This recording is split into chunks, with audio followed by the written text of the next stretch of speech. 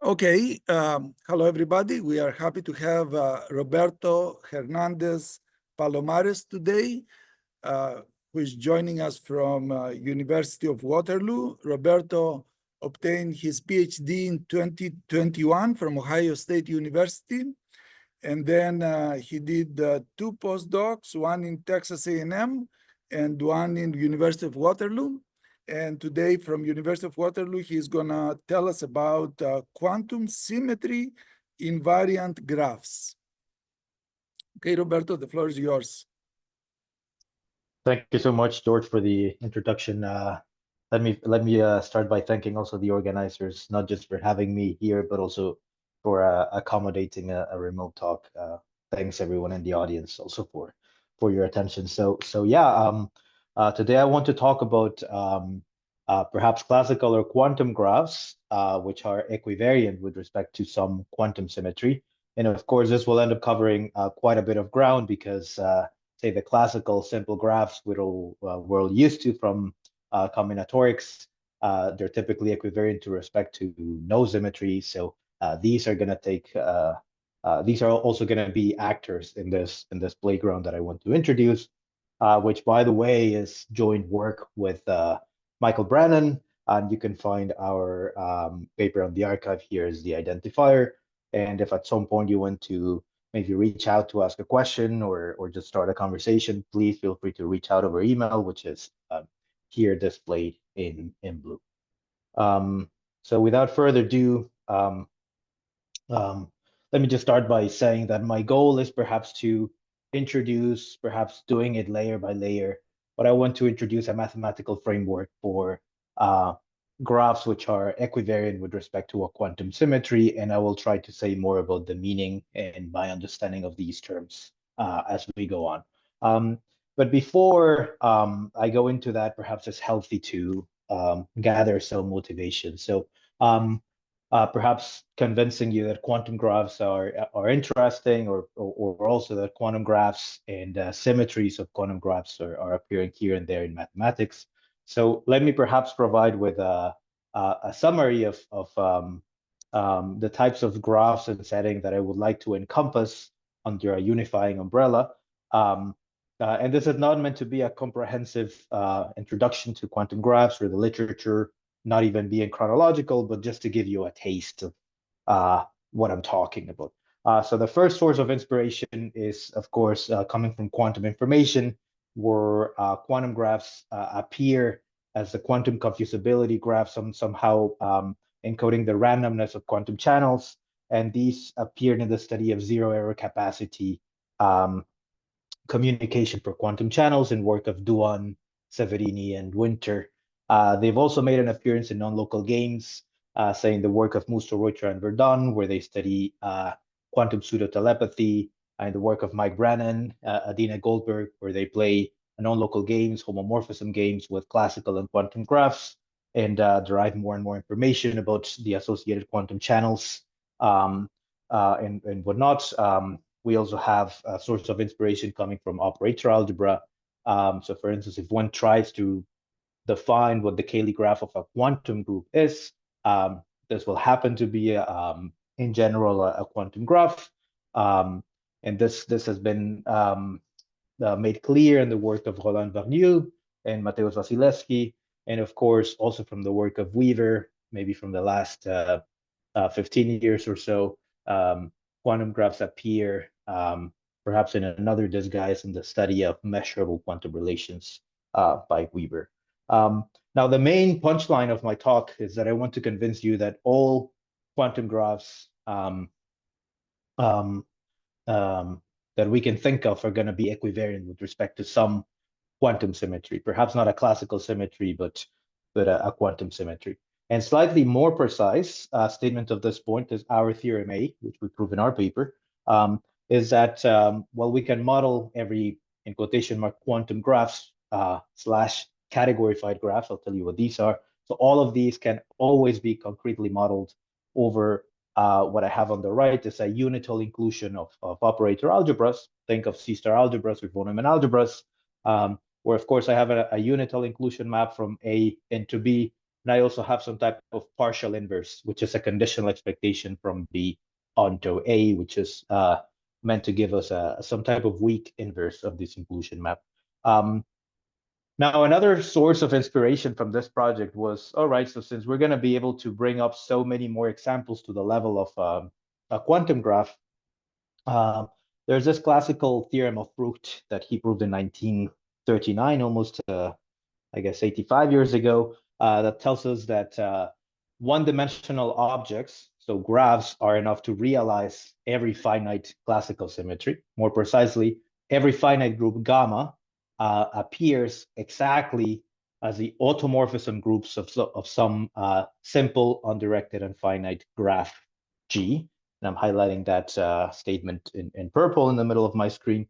While it's known by work of Bonica and McCarthy that this theorem fails, for instance, if we start, if we try to say something like, well, every quantum group or every finite quantum group arise as a quantum automorphisms of a classical graph, this turns out to be false rather quickly. An example of this would be the dual of S3, for instance, a rather small finite dimensional group.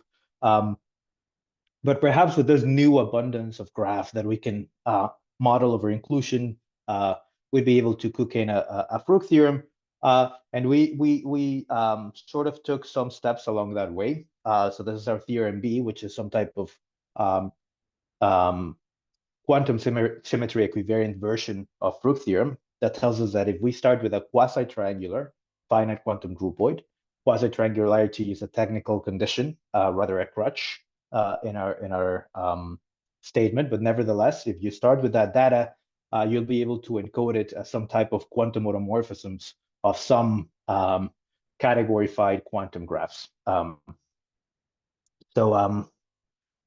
me perhaps now continue on by establishing the language and address the question, what is a categorified graph? What do I mean when I say quantum categorified graph or something like that? So let's start easy off the ground.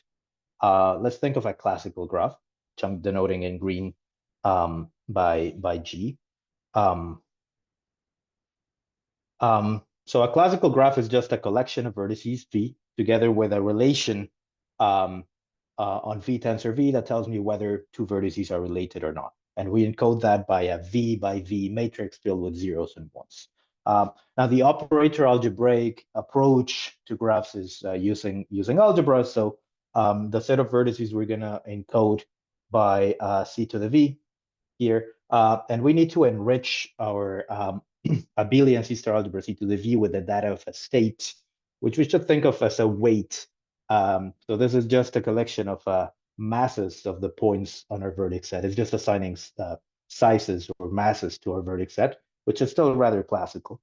And I'm gonna denote all this data simply by the letter B. Well, now this CO1 matrix will be some type of endomorphism of my vertex space B. Now, if we want to move forward and categorify this or think about quantum graphs, well, we have to solve two problems. Well, first off, we have to understand or define what it means when what it means to quantize a finite set for the vertices. And second, I need to characterize endomorphisms of my quantum sets, which model an adjacency relation. Which is to say that whenever I say graph, classical, categorified, quantum, whatever, I mean a weighted, simple, means either there's an edge between two vertices or there's none, but there's no multiple edges. So weighted, simple, directed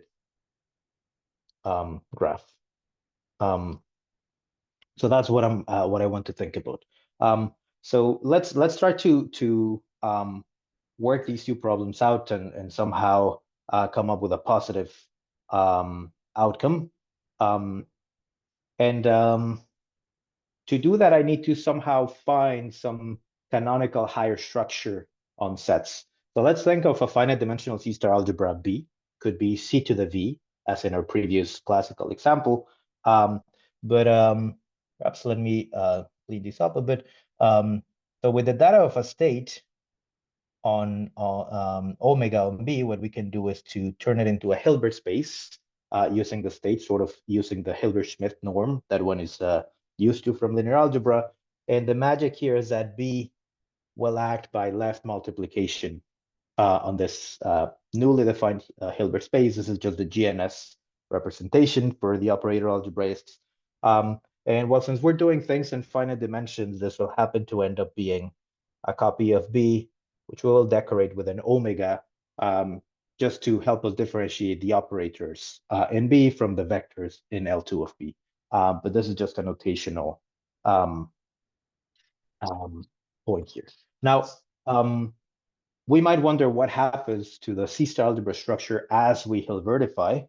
So for instance, we had a state, right, that is a linear map from B into the complex numbers. So we would like that to extend to a linear map now from the Hilbert space L2B that simply graphs a vector and evaluates or measures B with respect to the state. And I will take this opportunity to introduce the graphical calculus. So I will denote this function by the following diagram, which is meant to be read from bottom to top. That starts with an element in V and spits out a complex number. George, I see you're raising your hand. Maybe you have a question. You're muted. Yes, sorry. Can I interrupt you in the middle to ask questions? Is that Absolutely, okay? please do so. Yeah. Okay, thank you. So you said that if you have a classical graph, you have a matrix, n by n matrix or something like that, with zeros and ones. So when you have a quantum graph, I guess, or you are trying to make it more quantum, this thing, this notion. Now you replace that matrix of zeros and one with a density matrix, or with a matrix of non-negative numbers, or something. Is that how do I think of that? Right, and that's where I'm headed right now. But just to give you a heads up, it's not. I mean, the important part that T is a V by V matrix filled with zeros and ones is that it's the adjacency matrix of some simple graph. And my second point here, that's what I will try to do. So once I have a notion of quantum set to model my vertex sets, I want to be able to characterize those endomorphisms, which actually behave like an adjacency matrix. But I will get to that in short. So that's a question you should keep present. Thank you. Yep. Let me know if I address it in a few minutes. Thank you for the question. All right. So so far we just managed to lift our states to the Hilbert space L2 of B. And the same happens with the multiplication, right? So the multiplication goes from B tensor B back into B, and we can extend it to the Hilbert space level, getting a map now of this form that'll take a vector B1 omega and another V2 omega and simply multiplies them. Now the graphical representation of this map will be by a trivalent vertex, right? Which again is meant to be read from bottom to top. That simply takes two tensors and multiplies and spits out a single vector. Now the whole point of turning your C-star algebra B into a Hilbert space is that I can take adjoints here. And then the graphical representation I'll give of the adjoint is to do a reflection with respect to a horizontal line. So here I'm going to get a map from C into L2 of B that is now represented as a map that starts in C and ends up in B, and we'll simply map the number 1 to omega, the cyclic vector, and the multiplication will adjoint to the so-called co-multiplication, which is now denoted this way because it starts with single vector and spits out 2. And of course, in the classical case, perhaps let me put that in another color, right? If B was this abelian C-star algebra C to the V, it's going to map, say, the A basis vector into a tensor A, just to give you an example, perhaps in parentheses. Now, the whole point of this is that when we have, pardon me, what we have cooked up here is the structure of a Q system. So just by starting with a set casted in the proper way, we cook up a Q system, denoted Q, and consists of a space L2 of B, or simply we'll just drop the L2 and just write B, the multiplication map, the co-multiplication map with the respective unit and co-unit maps. And what this ends up happening, this ends up being is a co-associative and co-unital and co-unital star algebra. But more is true about Q systems. What makes them special is that, well, the multiplication and the co-multiplication aren't random.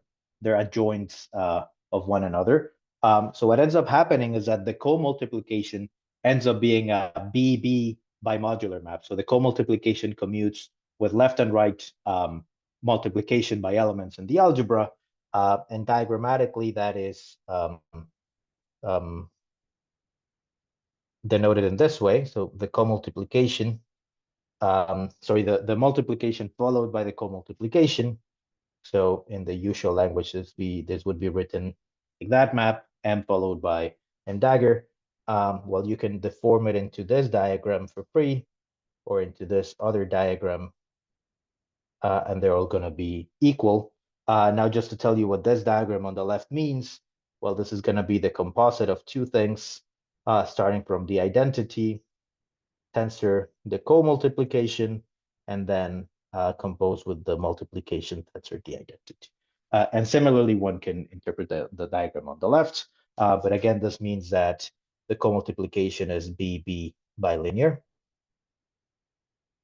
And the second compatibility afforded by the structure of Q system is composing now the multiplication with the co-multiplication in the other way. So if I do M dag followed by M, I'd be composing these two diagrams, and the relation that I get is that this simplifies. This is just the identity on B. This simply becomes a scalar multiple of the identity. So delta is a scalar here, a positive scalar times the identity. So we popped that bubble, and in exchange, we just carry this positive number delta. In the quantum groups literature, maybe for those more familiar with it, that is known as the delta form condition. So delta forms are just particular examples of Q systems. So what this brings about now is that we can afford the definition of a finite quantum set simply by a Q system, right? So we start with a finite dimensional C-star algebra and a faithful state, and then L2 of B with all its added structure will be a finite quantum set. Now, I'm going to expand on some examples in a second, so perhaps all of this information will be easier to parse. But for now, let me just keep expanding on the structure of Q systems, so the structure of quantum sets. And the point is that if one looks at the endomorphisms of these Q systems, right, which is a natural step to follow because we're looking now for adjacency matrices of these sets, well, so it happens that their endomorphisms have two different or potentially different C-star algebra structures. The first one is the easy one. So it's just the composition with the usual adjoint that's easily seen to be a C-star algebra. This is a prototypical C-star algebra. So if you take two endomorphisms, S1 and S2, you can just compose them in the usual composition of functions way. And diagrammatically, this just means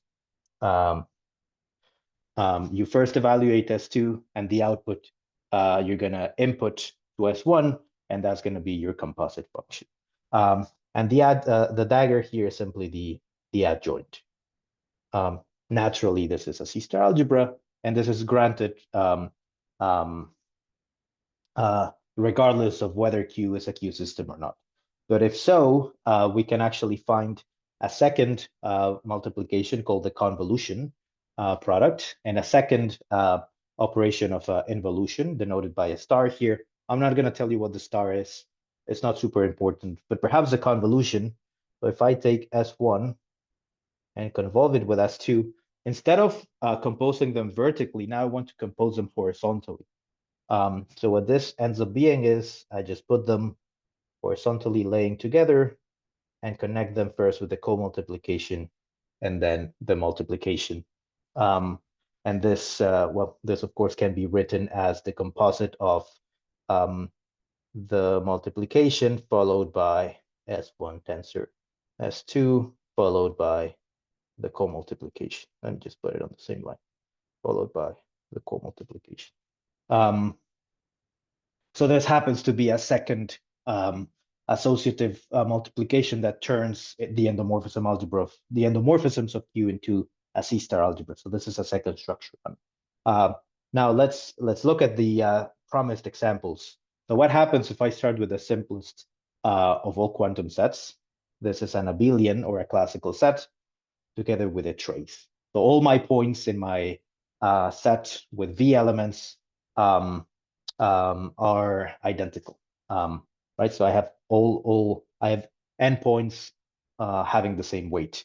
So if I convolve two endomorphisms, these are two n by n matrices. Well, that's going to be an n by n matrix, right? An endomorphism or an operator on V. And if I look for the ijth entry, one can work out the following relation. So the ijth entry will be the product of the ijth entry of S1 with the ijth entry of S2. So this, in the abelian case, recovers the entry-wise multiplication product of square matrices. And so here the convolution recovers or becomes the Schur product, also known in the literature as the Hadamard product. Now this becomes now a powerful tool because adjacency matrices over classical sets are 0-1 matrices. And the condition for a matrix being filled with zeros and ones is actually equivalent to being an idempotent with respect to this entry-wise operation. So we will denote endomorphisms or adjacency matrices by the symbol T hat. So what we have characterized is that an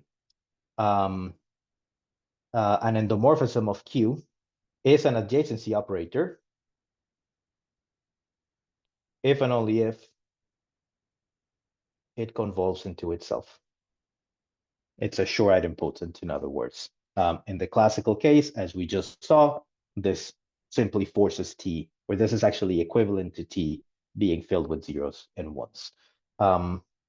So now we can, since we have quantized sets and we have found an actual, an abstract characterization of being an adjacency operator, we now define finite dimensional quantum graphs G consisting of a quantum set, which is modeled by a state on a finite dimensional C-star algebra, together with a Schur idempotent, which is an operator on B. So far, this successfully, say, axiomatizes the usual notion of a finite dimensional quantum graph. But before perhaps we start talking about equivariance, let me talk about a little bit about the type of symmetries that I want my graphs to be equivariant about. And for that, I need to talk about unitary tensor categories. And doing so will also allow me to provide a further layer of generality. And now instead of talking about finite dimensional quantum graphs, I'll be able to talk about fully categorified classical or quantum graphs, regardless. So what is a unitary tensor category? Well, the definition is complicated, and I really don't want to give it here. I don't think it's worthwhile. But what you should be thinking of is that UTC, in short, is meant to encode a notion of a discrete quantum symmetry. So discrete groups will be unitary tensor categories. Representation categories of groups will be unitary tensor categories, and also of their quantum analogues. So one can take the representation category of a compact quantum group or its discrete duals or stuff like that. Those are all examples. And the structure that unitary tensor categories come equipped with, well, they're going to be linear categories. The point is, in such a unitary tensor category, perhaps let me first put it in words, is that one can do anything that you could originally afford in a representation category. One can do everything possible on the representation category, say, of a finite group, right? So we have all the same operations. And there what we have is the direct sum of representations, taking adjoints of maps. We also have contragradient, dual, or conjugate representations denoted by this bar. But in unitary tensor category, we can also take sub-objects, right? We can take sub-representations, we can add representations, we can decompose stuff, but we can also now tensor product representations, and we'll have an analog of the trivial representation. So we have a monoidal unit.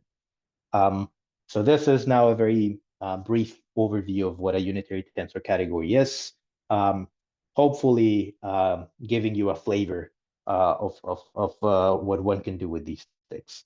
So now, without further ado, let me now define a categorified quantum graph, or in green, as I'm saying here, a C-equivariant quantum graph. And I'm going to justify this nomenclature in a second, but the content is the following.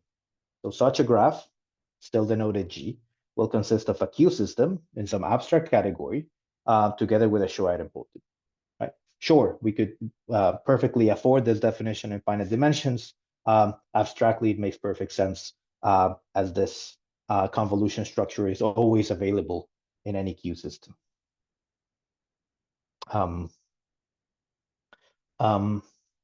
So what I will do in a minute is I will try to input different types of, or different flavors of concrete tensor categories and somehow interpret this definition, so that you start seeing how we keep on adding more and more families of quantum graphs to our collection. But before I go into concrete examples, let me tell you that this super abstract formalism always includes two important examples of graphs. The one here on top is the clique. So if I start with a Q system, the complete graph on Q will be KQ. So this is the complete graph. Well, it corresponds to the pair of the vertex set Q together with this matrix, which is composed with the state and the unit of the algebra. And if one actually interprets this definition in an abelian C-star algebra Q, this recovers the all ones matrix, and thus justifying the name of a complete graph. Another way to justify calling this the complete quantum graph is that if one does the graphical calculus, right? So if I take say any endomorphism of Q and I convolve it with this endomorphism, I recover S all the time. So this is actually the unit for the convolution, which is the same thing, the same story that happened for the all ones matrix in the classical case. All right, so we always have a complete graph on every quantum set. That's pretty good. And the second example on the bottom here is a trivial graph, where I just take my system of vertices Q and the identity on Q. Right. So in the classical case, this just means you have a square matrix, which is scalar filled with ones. And that simply denotes that you have a bunch of buckles or self-loops around any vertex set. So this happens to be the trivial graph. On Q, and simply it's meant to represent that I have a bunch of vertices and a bunch of buckles. So that's what the identity matrix is telling me in terms of adjacency data. All right, the promised examples. Let's start with the simplest unitary tensor category, and that's that of finite dimensional Hilbert spaces and linear maps between them. So this category is essentially the category that we spend time on in our linear algebra class. So this is the linear algebra category, something we're all very familiar with. And if one looks for a precise description of what are the Q systems in this category, working out the definition simply boils down to having finite dimensional C-star algebras, as we had at the beginning, plus a choice of faithful state. Those are the Q systems concretely in this category. So of course, what one can do now is look for those abelian Q systems, and these are the classical set, together with a Schur idempotent, which in this case is a 0-1 matrix, and this will recover a classical graph, right? And with all this vocabulary, it's not hard to convince oneself that this has recovered already all finite simple graphs out there in nature. And if we now sort of forget to liberate ourselves from commutativity, and we just get a finite dimensional C-star algebra. So remember, Q can be of the form, so some finite sum of matrices of the form M and I. So choosing a Schur idempotent, which warning will not be a 0-1 matrix, but it's still the adjacency matrix of some simple quantum graph. Well, this recovers every finite dimensional quantum graph then one could potentially write down or think about. Now here, I wanted to make a remark, a bit of an advertisement. So part of the motivation to study quantum graphs comes actually from the many applications that classical graphs have everywhere in math and elsewhere. So if we look for those classical graphs or those graphs in Hilbert whose underlying set is abelian, these are the classical graphs. So there's an application actually to quantum topology due to work of Kaufman, Kuperberg, and also Jaeger. I think from the early 90s and so on, that somehow associates not invariants such as the Jones polynomial, the Alexander polynomials to highly regular combinatorial structures, highly regular graphs. And what I am working on, and this is the part I wanted to advertise, is that I'm leading a project called Outsourcing Math Research. You can find us online. We have a pretty website where I'm training undergraduate research, talented undergraduate researchers in disadvantaged countries to sort of trying to boost them into high quality PhD programs abroad. And there we're exploring the relations of highly regular quantum graphs in terms of quantum invariance. So here's another potential playground for potent applications, but this is still work in progress. Which, by the way, if at some point you want to collaborate with OMR, sponsoring, mentoring, maybe just giving a talk at some point, please do reach out to me, and we'll be very happy to accommodate some type of collaboration. End of the advertisement. Another example, and I want to present this in tandem, right? I told you that a unitary tensor category is a structure that somehow mimics everything we can do in Rep G, right? And here I'm thinking of G. This is like a printed G. Take it to be some compact group, or you can take it to be a finite group. It's not important. I want to present in tandem this category with the category of gamma graded finite dimensional Hilbert spaces, and I'm taking them in tandem because there's a Pointryagin duality here.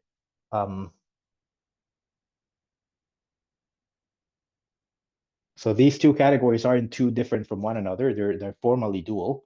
And I want to use these two examples to motivate calling my categorified graphs equivariant with respect to C.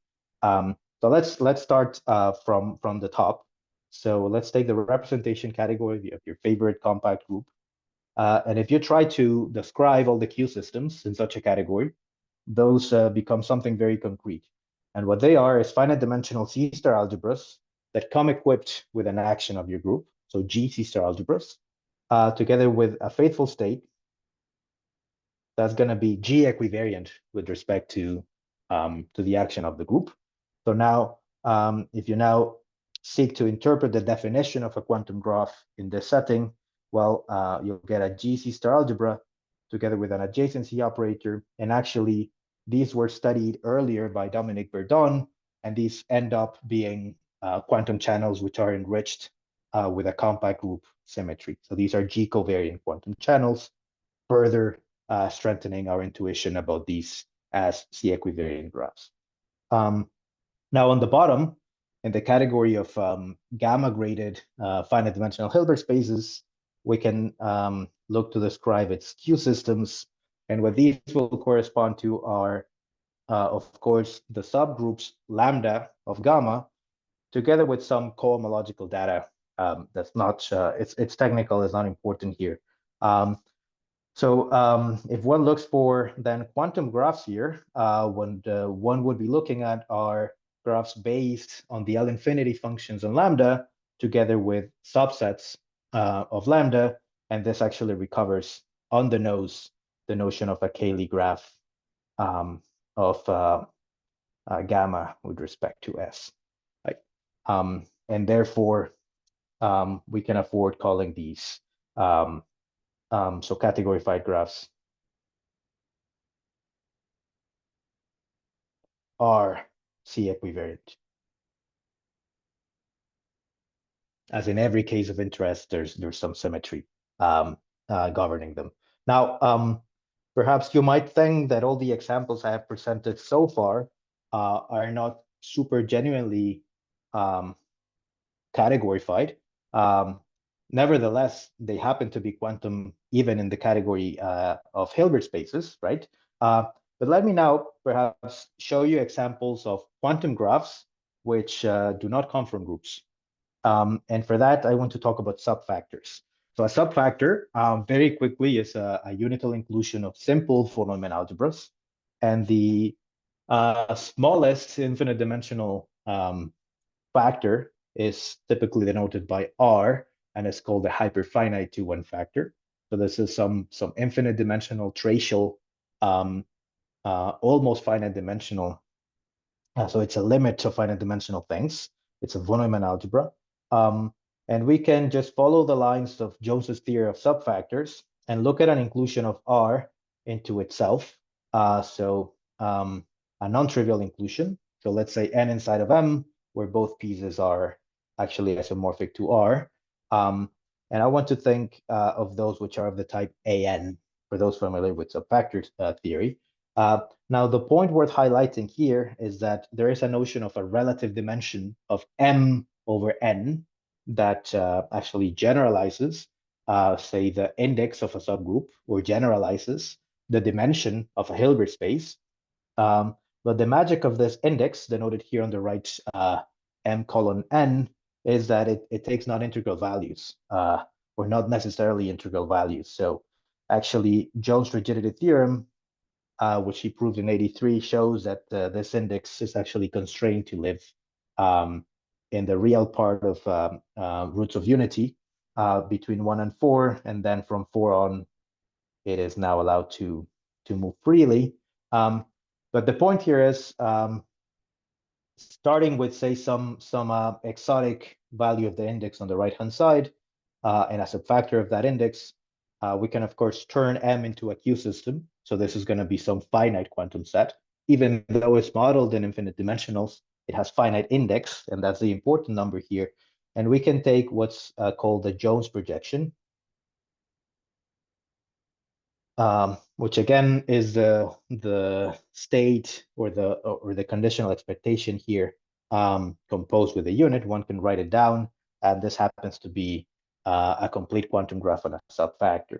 Now, the key note here is that in finite dimensions, if one looks for tracial quantum graphs, the dimension of the vertex sets, if one looks for regular graphs, infinite dimensions, this regularity degree is actually bound to be integral, whether the graph is classical or quantum. But in this subfactor sense, what we have managed to realize is that all of these subfactors, just to mention some examples, give examples of tracial quantum graphs, which are regular of non-integral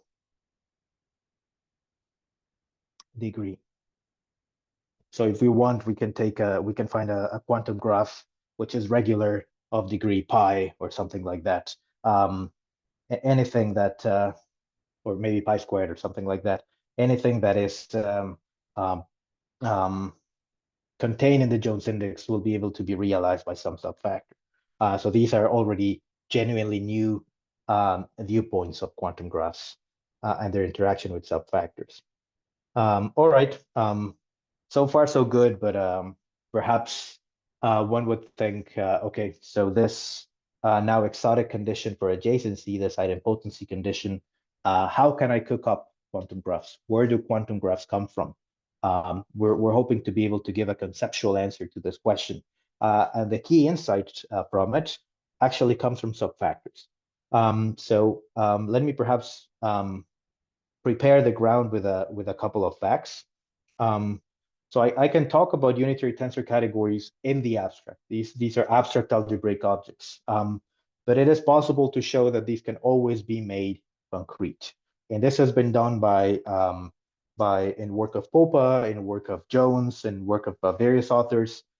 In the flavor of things that I work with, I can advertise my paper joined with Mike Hargless, where we show that we can always embed any unitary tensor category into a concrete category of bimodules over some unital and simple C-star algebra. So in a way, what I have on the right-hand side is a prototypical golden unitary tensor category.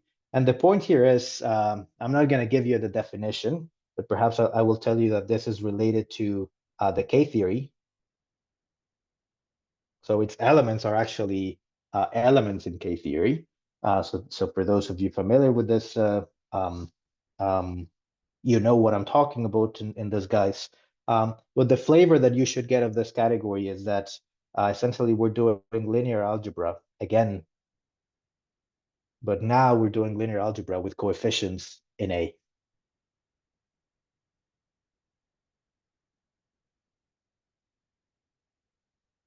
So essentially the objects are cut downs of free modules of A, and the maps we care about are finite matrices with entries in A. So this is just a plain generalization of Hilb, that category of linear algebra that we played with a minute ago. And the second fact that I wanted to bring from subfactors is called, well, I like to say it as C-star algebras are Q-system complete. I'm not going to tell you much details about that, but for that, again, I can advertise my work with Quan Chuen, Corey Jones, and Dave Pennies. And the point is that, well, from a finite index inclusion of operator algebras, we can cook up a Q system, right? So this is meant to be a finite index in the same process as we did with the L2 construction. So this arrow from right to left, we understand. But this purple arrow that I'm highlighting up here is really the content of this claim, where any Q system in any abstract tensor category can actually be modeled concretely. So I can cook up A and B and wait to fit A inside of B in such a way that this inclusion is actually isomorphic to Q. And of course, this purple arrow factors through my first point up here. So the punchline here is that you don't need to think of tensor categories as some abstract, nonsensical object, but rather a collection of projections and, or say projective modules of some C-star algebra and collections of matrices with coefficient in the C-star algebra. So Q systems will always be concrete as you want. Okay, and well, the punchline here is that we can redefine now our C equivariant or categorified graphs G concretely now as some type of inclusion or some AA by module B, which mimics delta forms or the Q systems that we were talking about, and the adjacency matrix is going to be captured by some Schur idempotent in the endomorphism algebra of this Q system. Now, the power here of dealing with unitary tensor categories is that these C-star algebras of endomorphisms miraculously end up being finite dimensional.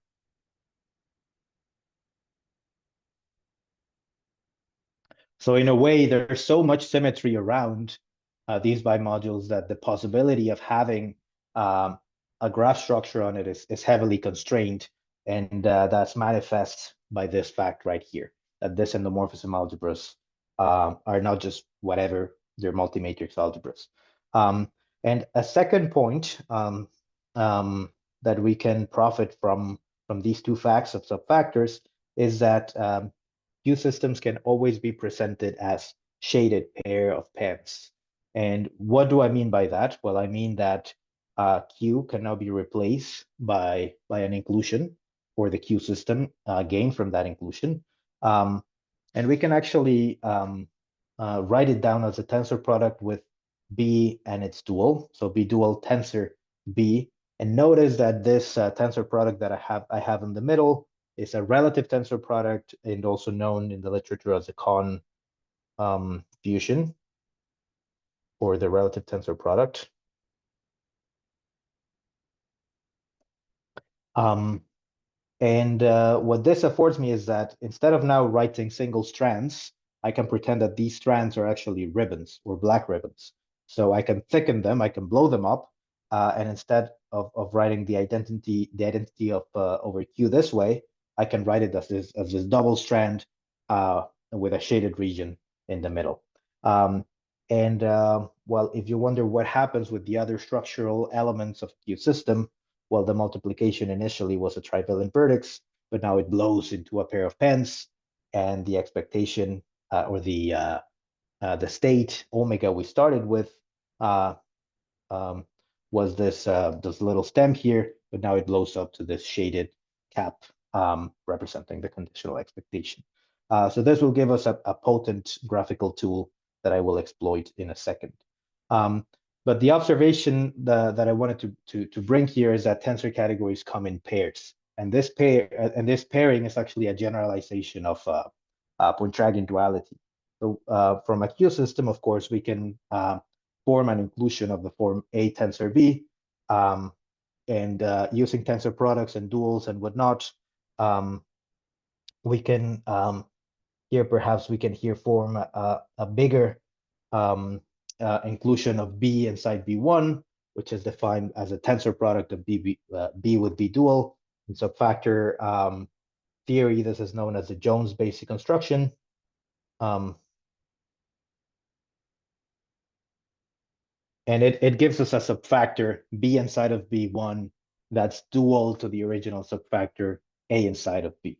And the point is that the categories generated by either of these inclusions will actually be Pointryagin dual to one another. And this, I guess, remark I made in quotations is actually formalized by the quantum Fourier transform. All right, so here I guess I made the remarks I wanted. So this quantum Fourier transform will be this operator F that I'm denoting in green here that will take an endomorphism in B1, the basic construction, and will spit out an endomorphism in B. But notice that it's not just arbitrary endomorphisms, but they're bound to be bilinear. On the left will be BB bilinear, and on the right they will be A bilinear. So what this map will do is that it's going to take a purple endomorphism, as I have here. So this is going to be shaded on the left and on the right, right? Because it's B linear on the left and B linear on the right. So this is meant to be interpreted as a map that takes vectors in B tensor B dual and spits perhaps a linear combo in B tensor B dual. And what we will do to this map is simply, well, it's going to be mapped to T hat, justifying the notation I used at the beginning, which is defined as the rotation. So we're going to bring this bottom leg up, do nothing to this one, bring this one down, and do nothing to the other one. And well, the box is here. And the shading is now in the middle, and this happens to be a B dual B bimodule map onto itself. So this is the Fourier transform. Well, as I just defined it, it's just a linear map between vector spaces. But if we endow this endomorphism algebra with one of the two C-star algebra structures that we discussed at the beginning, the composition at the adjoint, so this on the domain is a C-star algebra, and if we endow the range C-star algebra now with the convolution and this other the second adjoint operation, this actually ends up being an isomorphism of C-star algebras. So what ends up happening is that if I look for, say, composition idempotents on the domain, this will spit out convolution idempotents on the right. And these are precisely the adjacency matrices on my original quantum space. And this actually turns out to restrict to a bijective correspondence. So what this tells me is that any or that all adjacency matrices will arise from this pairing, right? So all quantum graphs I can ever think of will arise from the dual inclusion via the Fourier transform and the correspondence that I highlighted in green. So this affords us now, I guess, the statement of theorem A, which is now / a definition that allows me to concretely present any quantum graph by an inclusion of operator algebras. And now instead of choosing a convolution idempotent acting on B, I can pick an honest to God idempotent by convolution, but now acting on the dual, on the Jones basic construction, which actually coincides with the complete graph on B. And this T, for those perhaps more familiar with finite dimensional quantum graphs, this T is actually the edge projector. So if I run all my theory in the finite dimensional abelian case, I will recover the projection that tells me if an edge is an allowed edge on my graph or not. So this is actually very combinatorially significant. Questions up until now?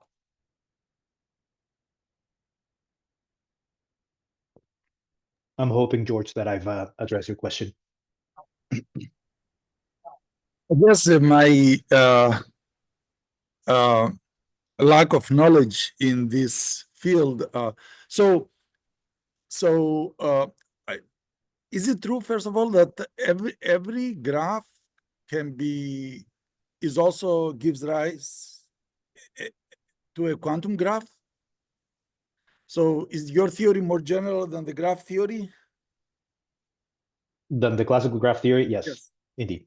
Yep. So this adjacency matrix has zeros and ones. Does it give rise to a functional via, you take that adjacency matrix and you multiply it with any other matrix and you take the trace? Is that how you get the functional out of the adjacency matrix? No, so these can be somewhat independent. So in the same way as you can start with a classical set of vertices and then choose whatever adjacency relations you want. So you can throw in whatever edges you want. These ends up being somewhat orthogonal ingredients in a graph. So one, the state is part of the vertex data, and the adjacency operator is part of the edge or the connectivity data. So classically, that's also what happens, quantum and classically. But I want to construct the state out of the adjacency. Can I construct the state out of the adjacency matrix? That's what I'm asking. The state omega I started with. Yes. I not in general, I would say. Not from any adjacency matrix. And I mean, classically, you don't have like, imagine you have 100 vertices and just one edge. So that adjacency matrix will be blind to the rest of the vertex set. So in general, this is not to be expected even classically. Okay, I was expecting for some concrete rule on how to construct the state. If somebody gives me a graph, how can I construct the C-star algebra that you are talking about? So you have the vertex set V. Yes, You I have simply, a classical graph. Can I yep, construct in a kind of a recipe way the C-star algebra out of that? yes, yes, and that's going to be C to the V. And the So states, what is the well, state? Yeah, what is the state? right, so let's say V are a bunch of points, but let's say they come with different sizes. I don't know. So the state will somehow remember the weights or the charges. So this data corresponds to the state. So you can throw in a bunch of points which are different from one another, right? Big and small ones, and that's essentially what the state becomes. So then W will be the trace.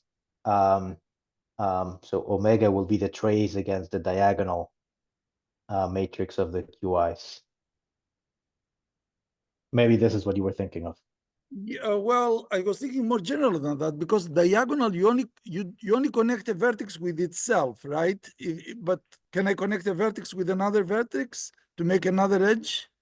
Sure, sure, sure. But this is not but notice we haven't talked about edges yet. So this is just telling you how to construct the C-star algebra and the state from combinatorial data. And then well, the T hat, well, essentially you just decide whether or not you want to connect any 2 points. And this is going to be a Schur idempotent. So this is the process for a classical graph. So let's say I have 3 points and I connect them in a triangle. What would be the state for that? Can The I trace. If your points are indistinguishable, they all weight 1/3 of the whole measure of the space. what So about if you cut off one of the three edges of the triangle? What would be the state? so the state wouldn't change, but the graph would look like this. Also, the state will not change. No, So if you have either the full triangle or one side missing, you have the same state. right, because it's over the same vertex set. So these Oh, are just two different graphs over the same vertex set. Yeah, okay. yeah. So again, the vertices and the adjacency are somewhat orthogonal. They're different degrees of freedom, so to speak. Okay. Okay. Okay. Thank you. Anytime. How much longer do I have? Maybe can I go on for 5 more minutes? Just Sure. to Sure. explain. Sure. Sure. All right, excellent. So now I want to talk about my theorem B, which is this equivariant first approach to Frucht's theorem. So I'm just restating um, the theorem that I wrote at the beginning, saying that every quasitriangular finite quantum groupoid arises as some type of quantum automorphisms of some quantum graph. Now, let me go very quickly about this. I'm not going to give too much detail, but hopefully I can communicate the idea. So let me start with a finite quantum groupoid. So this is a finite dimensional Hopf C-star algebra, denoted here with H. So you have a multiplication, a unit, co-multiplication, co-unit, and this involution S. And the way to fit these things in our approach is that you take their representation theory, so you take the representation category, and it turns out to have finitely many irreducible representations. If you start with H, a finite quantum groupoid, this category ends up being finite, essentially. In the literature, these are known as unitary fusion categories. And the quasi-triangular assumption that we're making here um, um, is equivalent to the existence of a braiding in this representation category. So there's going to be a collection of natural maps, beta, perhaps indexed by the irreducible representations, which I'm just denoting by this cross, right? It's just a swap map. So this is a natural way to represent it. Not just any groupoid will have this map, but if it's quasi-triangular, it's granted. So that's one fact. The second fact is the relationship between these finite quantum groupoids and subfactors, as explained to us by Nikšić and Weinerman in a paper from 2002, which essentially tells me that the theory of finite quantum groupoids is the same as the theory of finite depth hyperfinite subfactors, which are finite index.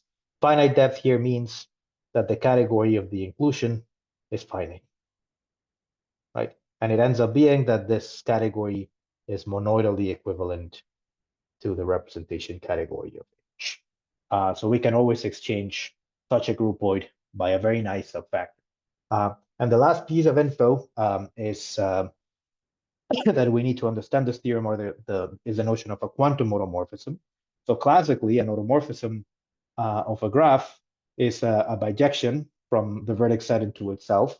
So here I'm going from Q to itself with this function f, in such a way that if I connect my T here, my adjacency data, it's allowed to float freely from one side to the other, right? And the map is going to be unchanged. Now, quantumly, what I will have to replace this by is by this now double-stranded map from Q into itself. But now I have this auxiliary wire, which denotes some auxiliary Hilbert space. And the point is that these are now random functions whose distribution, so the output distribution, is actually modeled by a PVM, a probability valued measure on the auxiliary Hilbert space X. So this essentially accounts for some quantum probability distribution over the outcomes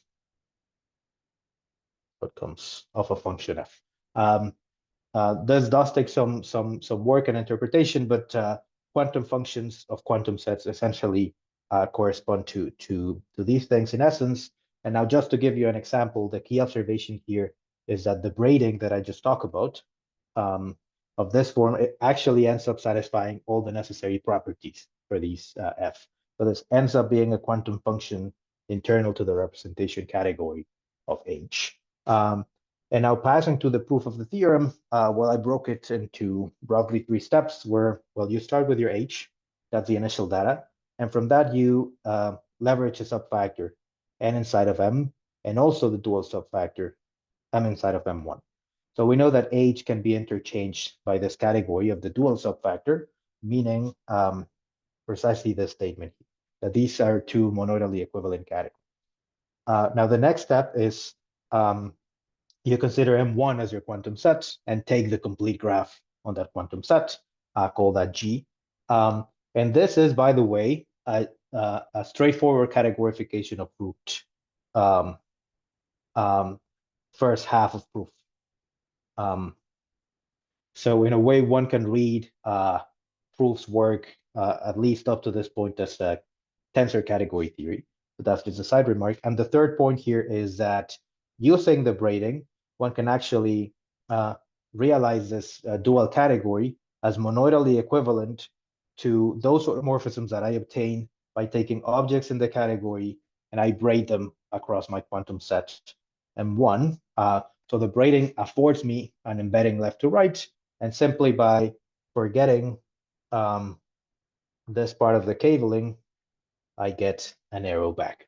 And it's just a matter of routine to check that injecting the braiding and then forgetting, say, the quantum set M1 actually gives me a monoidal equivalence. And the punchline here is that the representation category of H is actually, by the third point, is actually monoidally equivalent to these crossing quantum automorphisms of the graph G. And perhaps one final remark, if I may, is that if I start with G, a classical graph, and I take its quantum automorphism group, then this representation category is actually isomorphic to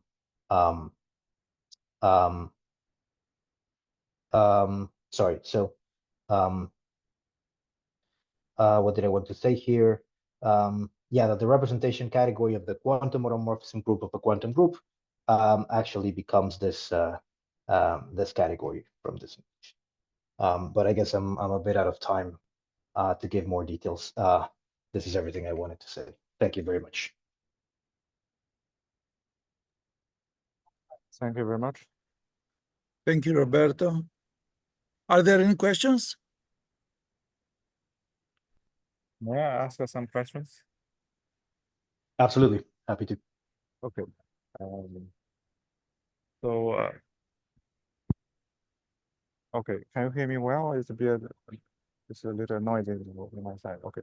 So my first question is, I can understand that you use quantum Fourier transform, then you can turn the idempotent element with respect to the composition to idempotent element with respect to the convolution, or the other way around. Does it mean that you start with a quantum graph, you use Fourier transform, then you can construct the dual quantum graph, which is again a quantum graph? What this would give you is somehow a way to pass back and forth between adjacency operators on your vertex set and projections on, say, V cross V. So it's not necessarily going to give you a quantum graph as you Fourier transform it, but it's going to give you the edge projector, which is a dual but an equivalent way to view a quantum graph. Okay. Then what is the meaning of calling it Pontryagin duality? I thought it means you applied it twice, then you recover the original quantum graph, or it is just about the adjacent matrix. Right. So if I did this, applied this map twice, I would recover the transpose of T. But of course, if I started with an undirected graph where the adjacency matrix is self-transposed, then I would have done it twice. Doing it twice would recover the identity element. I see. Thank you. My second question is that if you start with a quantum group, does it automatically give you a quantum graph just like Cayley graph of the quantum group? Could you repeat the last bit? You cut off for a second. I'm sorry. I wonder if you if any quantum group, say finite quantum group, give you a quantum graph automatically, which can be understood as something like the Cayley graph of a quantum group. Yes. So that's a very good question. So for instance, Vasilevsky recently put out a paper on, say, quantum graphs of locally compact quantum groups. I guess in this generality, we're not quite there yet, but at least our theory covers all Cayley graphs you could cook up of compact quantum groups. And the example would be right here, where essentially, if you look at this example that I brought in tandem, you can simply, instead of starting with a compact group, just start with a compact quantum group. Let me just replace this by some boldface G. Well, the Q systems, the representation category here will be a bunch of co-modules of G and whatnot. So the Q systems will actually still be finite dimensional boldface GC star algebras. So you start with a finite or a compact quantum group if you want. Find any Q system, and then you can, for instance, think of the complete and the trivial quantum graphs. And if you have better knowledge of the endomorphisms of the C star algebra, right? Maybe you can cook up a non-trivial idempotent. You can always transform that into a Cayley graph, right? So in a way, convolution idempotents up here will transform directly into Cayley graphs. And this is exactly what Vasilevsky does in the context of, say, von Neumann algebraic locally compact quantum groups. How should I think about its adjacent matrix? Of a locally compact quantum group? Sorry, no, that's too much. Just a finite quantum group. What should be the adjacent matrix for the corresponding quantum graph structure? So it will come from a subset of the L infinity of your compact group. So it's just going to be a projection. You should think of a generating subset that corresponds to a projection at the L infinity level. Okay. Mhm. And it literally is the same thing as, if you boil it down to a Cayley graph of a finite group. Okay, great. Thank you very much. Anytime. Thanks for the question. Are there any more questions?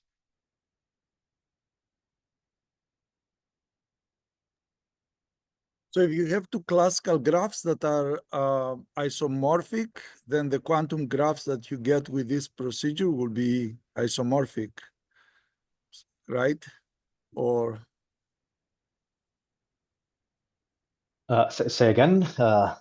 if you start with two isomorphic classical graphs, you will get two isomorphic quantum graphs with this procedure.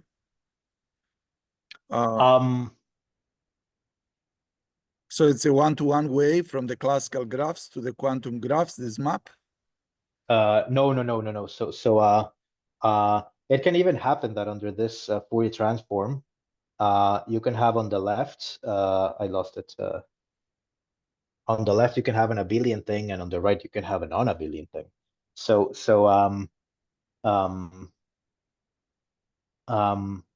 It's not that there's a one-to-one correspondence between quantum and classical graphs. There's going to be way more quantum graphs than classical graphs in general.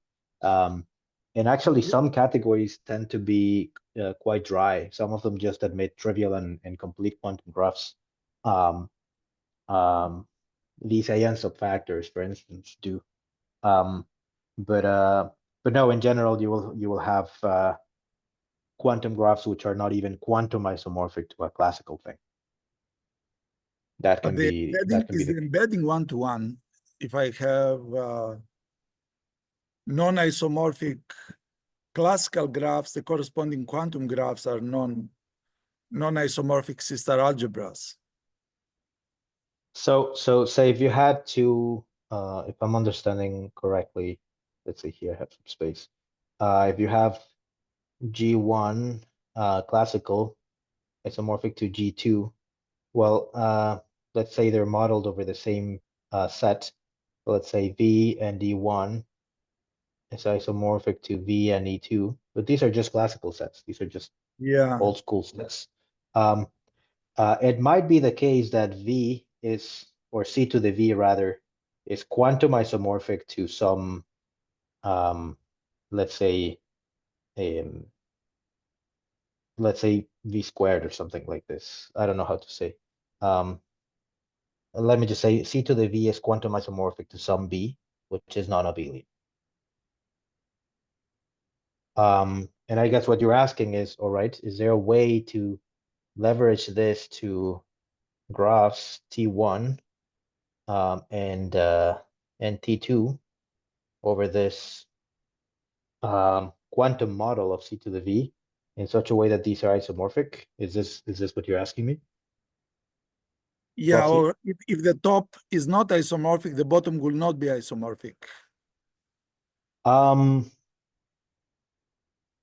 The thing is, like, this arrow here is not the Fourier transform I'm talking about. This would be a different process. So in a way, you can think of this duality. It should be comparable to subsets of a finite group, and graphs which are G equivariant in a way. But this is not the quantum Fourier transform. This is not F. This would be something different. But in this case, I would think so, but I haven't thought seriously about this question. It's a good question. My gut feeling is yeah, maybe, but yeah, I don't know. I don't have an answer to this one. Okay. Thank you. Thanks for the question. I mean, the reason I ask, because I know that in graph theory, there's this big question about graphs isomorphisms, but also in in sister algebras, there is a similar question between sister algebra isomorphism, and I was wondering whether one can say something about the sister algebra starting from the graphs. I see. So in a way, part of the motivation for doing things, say, in a C-star algebraic way, modeling graphs over C-star algebras. I mean, we can choose to do it over von Neumann algebras or C-star algebras. It's because K-theory might come in to say something about the C-star algebras that wouldn't help in the von Neumann case. So my suspicion is that the K-theory of a C-star algebra somehow obstructs or limits the amount of graphs that you can have in a given C-star algebra.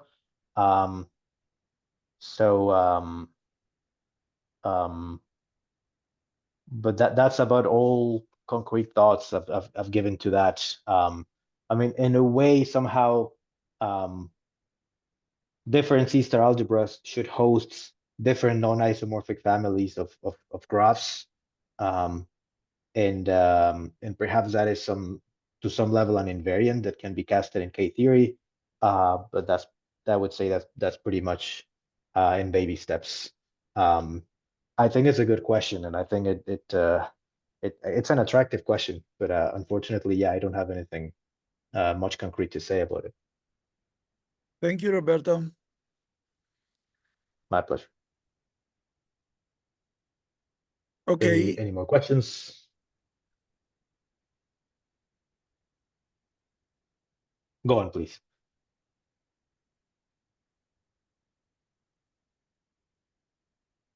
Okay, if there are no more questions, perhaps we can stop the recording, and I will put it on the web for the people that were not able to be in person here because of the other seminar that was going on at the same time. Thank you, Roberto, for giving the talk to us. I'm going to stop the recording. Thanks everyone for coming. It was my pleasure.